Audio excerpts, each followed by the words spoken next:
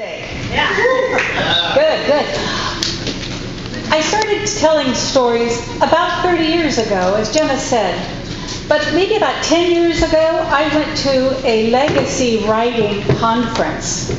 Up until that time, I started collecting fairy tales and folk tales. I probably have about 100 stories up here in my head right now that are of the folklore type.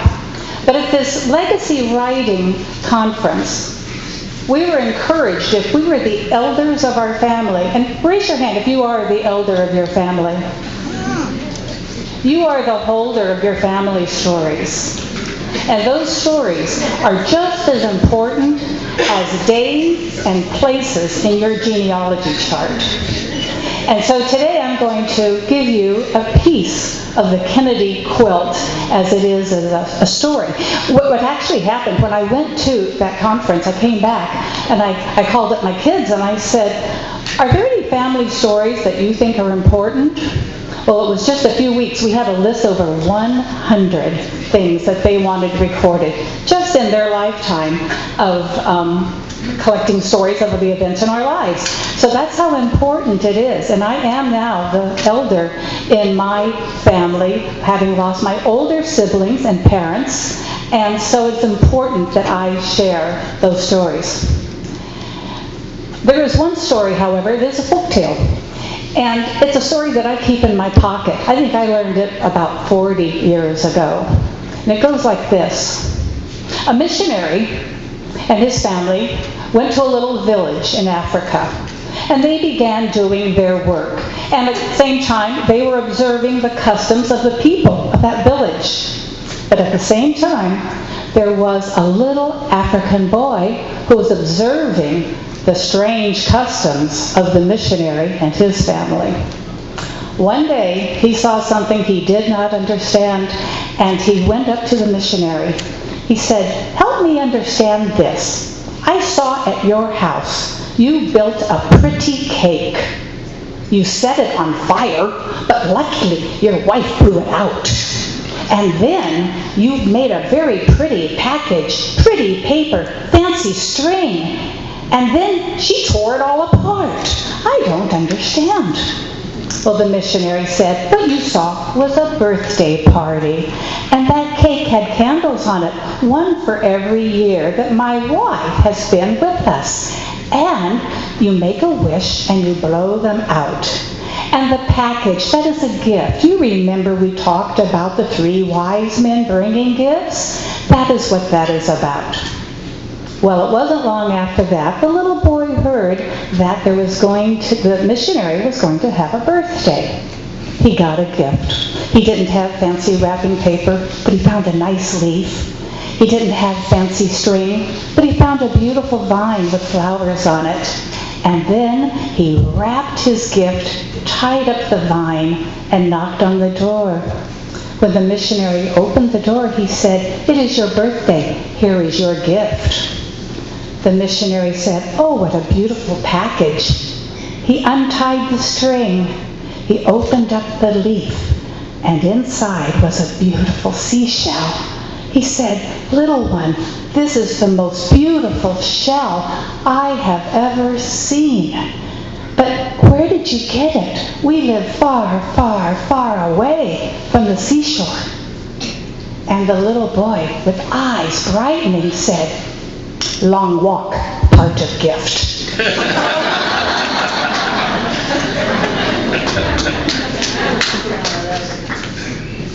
Over the river and through the woods, to grandfather's house we go. We knew that when we woke up that morning, it was going to be the most marvelous Christmas for our family. About 12 inches had fallen during the night. It was a winter wonderland outside. We could not wait for the children to come, the grandchildren to come. There would be snow people built out in the front yard. The sledding would go down the hill behind the house. It would be wonderful. Now, the first to arrive was our son, Patrick, and his wife, Susan. And while Patrick carried in packages to put under the tree, Susan toted in a tower of Tupperware, and in that Tupperware were all of her beautifully delicious home-baked goodies. We could count on fudge and peppermint bark, her scrumptious ginger snaps, but most of all that we looked forward to was Susan's little miniature jam tarts. Delicious. Well, the second to arrive, or the last to arrive, I should say, was our daughter Jan and her family. And while her husband carried in the packages, the kids started getting their boots and gloves on and heading out to the snow, Jancy carried in her 2 fresh-baked pumpkin pies. Well, she looked around in the kitchen. Susan had taken up all the available counter space. She looked in the dining room. The sideboard was full of Susan's baked goods. The refrigerator was full with ingredients for our holiday meals. I said, you know, Jan, there's a foot of snow outside. There is probably a space in the garage, and it's got to be colder out there than the refrigerator. So why don't you go and put them in the garage? Remember to put them up high so Chelsea, our lab, will not get them in case she finds her way into the garage. She went out, she came back in, mission accomplished. Well, the day went just as I said it would. There was snow people. They came in. Grandma, we need hats. We need scarves for our snowman. The sleds and the saucers came down off the wall of the breezeway, and they were sledding down the hill. It was the beautiful day we dreamed of. Then we sat down for our evening dinner, traditionally my mother's enchilada recipe we've been using for 50 years or more. And then afterwards, because of snow flurries, we decided not to take the 6-mile road, winding road I should say, down into Nevada City, where we lived up in the hills there, to go to the midnight, or actually candlelight service, almost midnight. And we decided to stay in. So, you know, we snuggled up, we had our hot chocolate, we watched It's a Wonderful Life, and one by one, people were getting ready to go to bed. Katie and Ethan, the grandchildren, they put out cookies and milk on the hearth for Santa, and they also got a plate of carrots, put them on the front porch for the reindeer. And then we all said goodnight, and they all went upstairs, leaving my husband and I to turn off the Christmas tree, blow out the candles, bake the coals in the fireplace. 'Twas the night before Christmas, and all through the house, not a creature was stirring, except for my spouse. He said, Linda, did you remember to put the batteries in Ethan's toy before you wrapped it? Oh, I had not. He said, well, then we're going to have to get the batteries and put them in the gift. We have to unwrap it. So we looked for the batteries. We could not find them. And I said, Ethan will understand. He'll have many toys to play with in the morning. It is okay. And he said he has to be able to play with his toy. I am going to go to town and buy new batteries. I said, Tom, it's after midnight.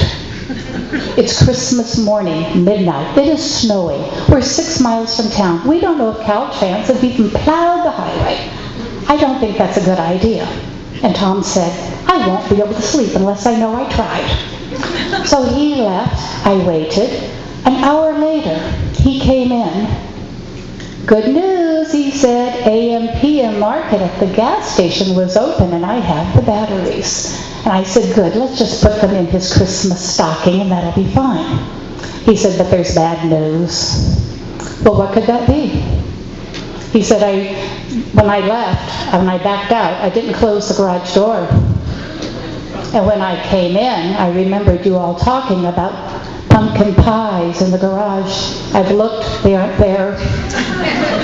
Chelsea is asleep on her bed in the laundry room. So it must have been raccoons who came in to get them. I said, wait. Tom, do you mean to tell me you did not take the pies down off the top of the car before you left? He didn't know they were there. He said, we have to go find them. So I got bundled up. We got back in the car. He says, this is the plan. He says, I'll use the headlights. I'll look out the left. You roll down the window. You hang out the door with the flashlight. You pan out and you see if you can find the pies on the right-hand side.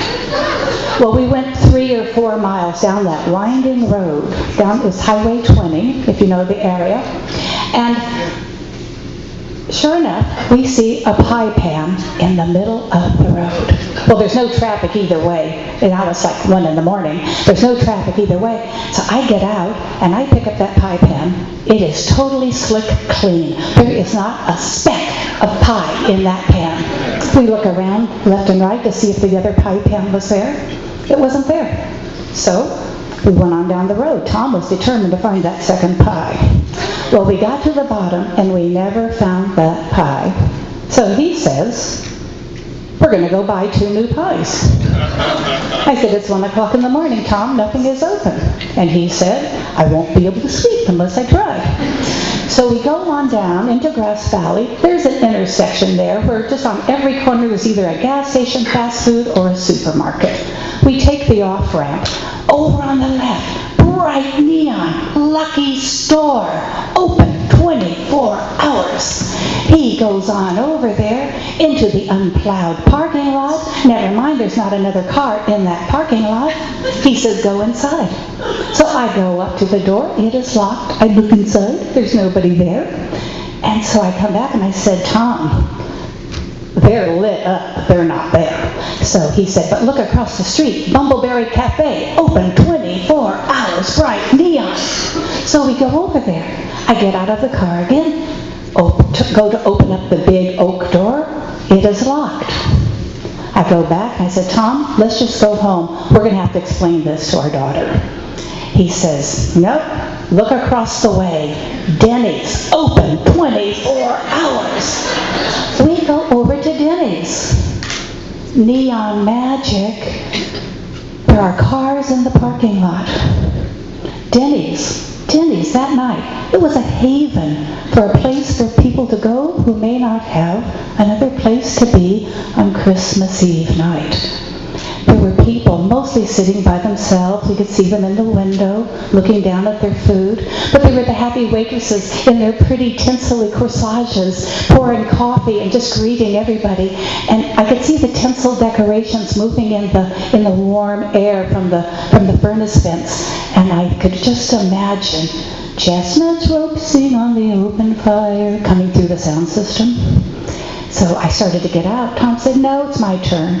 He went in. I could see him have a conversation with the waitress. Moments later, he comes out with a bag. He says, I have them. I said, what? He said, yes. I walked in. She said, can I help you? I said, do you have pumpkin pie? She said, did you place your order? No, he had not placed an order. She says, well, I'll have to give you frozen pies, but they'll be thawed by tomorrow afternoon. He said, perfect. They're for tomorrow's dinner. And so it was. We drove back up the hill with those 2 pumpkin pies. Mostly in silence. Every once in a while we would talk about whatever happened to the 2 on the car. And then I remembered these words. He was dressed all in fur from his head to his foot. His clothes were all tarnished with ashes and soot. His, what's the next line? His eyes were like, his eyes how they twinkled, his dimples how merry, his cheeks were like roses, his nose like a cherry, and his droll little mouth was drawn up like a bow, and the hair on his chin was as white as the snow. The stem of a pipe he clenched tight in his mouth and in his teeth, and the smoke had encircled his head like a wreath. He had a broad face and a round little belly that shook when he laughed like a... That's the one. He was short and stout, a right jolly old elf, and I laughed. I laughed when I saw him get out of the car, take those 2 pies out of their precious Denny's trappings, and place them on top of the car. I saw Santa Claus that night. He looked just like a devoted father in search of pies He looked just like a loving grandfather in search of batteries. He looked just like the man who took his hand in mine and said, "Shh, let's go in quietly so we don't wake anybody up, or they'll think that Santa is here." Over the river and through the woods, it's grandfather's house I spy.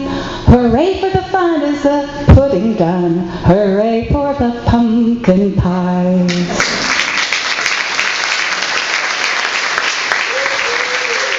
Thank you. Thank you. I belong to the Foothill Storytelling Guild, the Sacramento Storytelling Guild, and SAC, Storytellers of Alta California, and the National Storytelling Network. The reason I'm telling you that is because on the back table there are some handouts. Bill, you had one in your hand, that talks about how it's important of the National Storytelling Network. A great thing for you to know, if you ever want to take a wonderful fall vacation, the first weekend in October every year is the National Storytelling Festival in Jonesboro, Tennessee, East Tennessee. And there are 6 tents that hold about 1,000 listeners in each tent.